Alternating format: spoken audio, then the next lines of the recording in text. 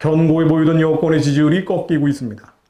더불어민주당 지지율이 3년 10개월 만에 미래통합당에 역전당하고 당과 문재인 대통령 국정운영 지지율이 동반 추락하고 있는 것입니다. 부동산 정책 실패로 촉발된 민심 이반 현상이죠. 임기 3분의 1을 지난 문 대통령이 위기에 직면했다는 분석도 나옵니다. 여권에서는 176석이라는 든든한 여당이 있는 데다가 부동산 대책 효과가 나타날 것이라면서 이른바 레임덕 주장을 일축했습니다마는 야권에서는 명백한 레임덕이다라는 주장까지 제기되고 있습니다. 지금 국면을 레임덕이냐 아니냐 단정짓기는 어렵습니다마는 한 가지 분명한 것은 레임덕 국면 때 나타나는 현상들이 확인되고 있다는 것이죠. 특히 청와대 개편을 둘러싼 인사잡음, 추미애 법무장관과 윤석열 검찰총장 등 권력기관 간 충돌이 여권 내 갈등으로 이어지고 전형적 레임덕 현상으로 이어질 가능성은 충분합니다. 민주당이 국정을 일방적으로 밀어붙이는 것은 이 같은 레임덕 현상을 숨기려는 정치적 의도가 있다고 볼 수도 있죠. 아마 지금 같은 상황이 반전 없이 한두 달 더 지속되면 누구나 레임덕이다라고 인정할 수 있을 것입니다. 앞으로 남은 문재인 정부의 최대 국정운영 변수, 우선 경제 상황입니다. 부동산 경제 문제는 설득이 아니라 체감하는 것이죠. 경제가 힘들어지고 부동산 정책에 대한 국민 실망이 계속되면 현 정권 더 어려워지겠죠. 또 한 가지는 레임덕의 대표적 현상이 여권 내에서 대통령에게 반기를 드는 상황이 벌어지는 것인 만큼 여권 내 정치 지형의 변화가 향후 전국의 핵심 변수가 될 수 있습니다. 그 계기, 일종의 촉매로 민주당 전당대회나 내년 재보궐선거 등 여당 안팎의 정치 이벤트를 들 수 있습니다. 8월 말에 민주당 새 지도부가 들어서면 필연적으로 현재 권력과 미래 권력이 충돌하게 됩니다. 자연스럽게 집권당 내에서 대통령 세력과 반대통령 세력이 나누어질 수밖에 없게 되죠. 아마 이런 내부의 갈등은 일정한 시간이 지나면 내부의 분열로 더 빨라지지 않을까 싶습니다. 우리는 틀리지 않았다. 도덕적으로 우리가 우월하다. 대통령 세력의 교만은 민심 이반과 또 이로 인한 반대통령 세력에 힘을 실어주는 상황을 만들어낼 수 있습니다. 공수처 출범, 사법부 장악, 언론의 선동, 국회의 전횡 등 쓸 수 있는 모든 권력의 칼을 휘둘러낼 테지만 헌법체제 전반을 뜯어고치지 않는 한 올해 말을 지나면서 급격한 권력 누수 현상이 심화될 수밖에 없습니다. 그것이 내년 재보궐선거로 방점을 찍을 수 있죠. 결국 몰락의 시작은 권력 안에서 나올 수 있다는 것입니다. 사무엘상 14장 20절을 보면 이런 말씀이 나옵니다.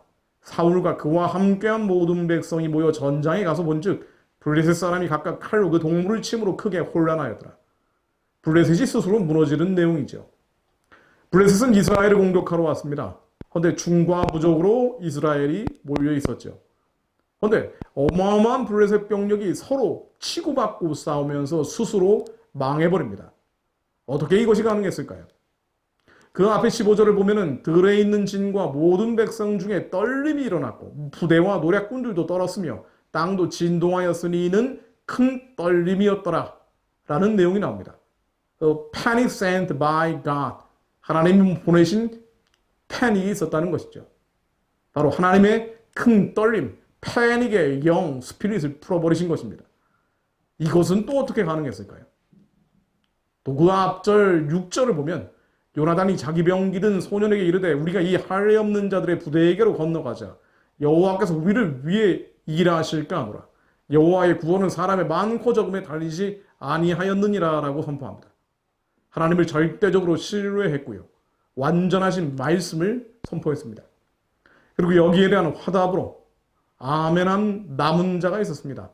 7절로 경기든 자가 그에게 이르되 당신의 마음이 있는 대로 다 행하여 앞서가소서. 내가 당신과 마음을 같이 하여 따르리다 라고 나옵니다. 블레셋이 자충수로 무너지자 서로 치고받고 싸우며 망해버리자 숨어있던 유대 백성들도 몰려나와 그들을 전멸시킵니다. 사무엘상 14장 22, 23절로 에브라임 산지에 숨었던 이스라엘 모든 사람도 블레셋 사람의 도망함을 듣고 싸우러 나와서 그들을 추격하였더라. 여호와께서 그 나라 이스라엘을 구원하심으로 전쟁이 베라엔을 지나니라. 통쾌한 일이죠. 숨어있던 사람들이 몰려 나와서 남은 잔당들을 처리합니다. 바로 여호와의 구원이 일어난 것입니다. 정리해 봅니다. 중과 부족의 이스라엘의 구원은 하나님이 하신 것입니다. 하나님이 큰 떨림을 내리셨기 때문이죠. 이것은 요나단의 믿음이 있었기 때문입니다. 또 그 믿음은 완전하신 말씀의 선포로 이어졌습니다. 여기에 아멘으로 화답하는 병기든 자, 남은 자가 있었습니다. 자유민주주의 대한민국의 구원도 하나님이 하실 것입니다. 하나님이 큰 떨림을 내리실 것입니다. 그때 교만한 세력은 스스로 무너질 것입니다. 이것이 가능하기 위해서는 요나단과 같은 믿음이 있어야 합니다. 그 믿음은 완전하신 말씀의 선포로 이어져야 합니다. 믿지 않는 자들, 두려워하는 자들, 공포 속에 떠오는 자들에게 악이 망하고 선이 이길 것이라는 완전하신 하나님의 말씀을 지속적으로 선포해야 합니다. 지위에 입각한 진실을 알리고 사실을 전해야 합니다. 아직 잠들어 있는 목사님 깨워야 합니다. 아직 잠들어 있는 장로님, 권사님, 집사님, 성도님들 깨워야 합니다. 레임덕 초짐이 왔다고 현재 권력이 그냥 레임덕으로 가지 않을지 모릅니다. 지위와 진실과 사실을 전하는 요나단 같은 자들, 병기른 자와 같은 이들이 있을 때 그때 어느 날 하나님이 큰 떨림을 하나님이 대적하는 교만한 권력에 푸실 것이고 하나님이 대적하는 교만한 권력은 서로 치고받고 싸우며 무너져갈 것입니다. 여호와의 구원은 청와대와 국회, 법원, 검찰, 경찰, 언론의 장악한 여부에 달려있지 않습니다. 수가 많고 적음에 달려있지 않습니다. 하나님을 대적하는 세상 권력은 예수 그리스도 이름으로 명하노니 낮아질지어다. 속임수, 거짓, 선동의 촉수들은 예수 그리스도 이름으로 명하노니 깨어질지어다. 그 뒤에 있는 유물론 사회주의의 쓰나미, 영적 어둠의 진들은 예수 그리스도 이름으로 무너질지어다. 반기독교, 반자유민주주의 입법과 정책은 예수 그리스도 이름으로 명하노니 무산될지어다. 영적 흑암의 진들이 예수 그리스도 이름으로 무너질지어다.